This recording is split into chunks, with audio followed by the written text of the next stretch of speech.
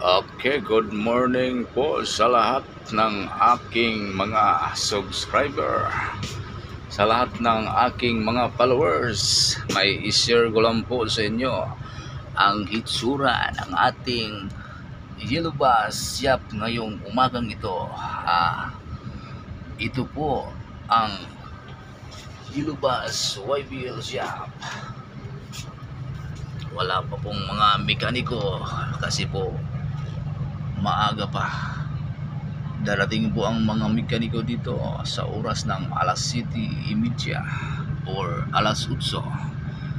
Yan po, naghihintay po tayo ng mga mekaniko para i-check up ang ating bus kasi may diferensya na naman.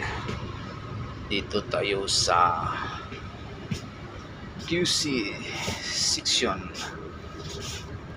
Star po natin ang ating bus dito para tayo po ang mauna sa umagang ito pagdating ng mga mekaniko. Ayan po ang itsura ng ating shop ngayon. Sa umagang ito po ay mag-video muna tayo para sa ating mga followers at saka sa ating mga subscribers. Kunting pasilip po sa inyong lahat dyan.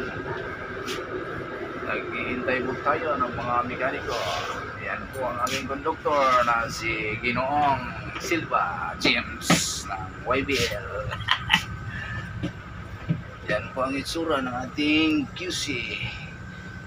Sarado pa po. Ayan, tingnan nyo po ang mga gilid dito. Ayan, wala po pong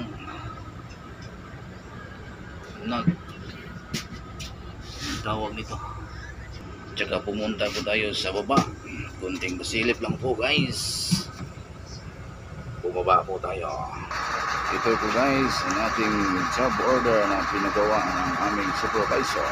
Ayan, ang diferensya po ay switch door, air leaking. Yan po ang palastada ng ating bus ngayong umagang ito. Pina-upgrade po natin dito sa rampa. Tinatawag namin ng rampa.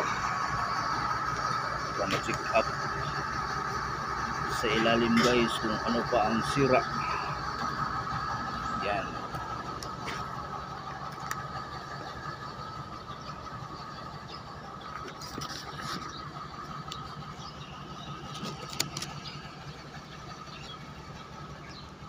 Yan po ang paligid.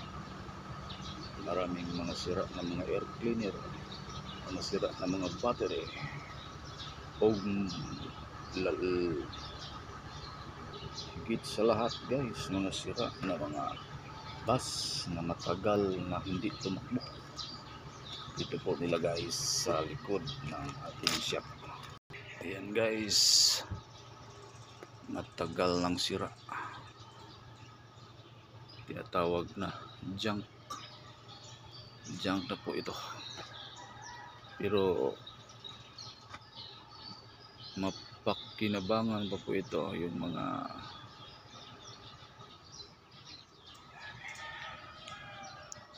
simpleng shop ng YBL.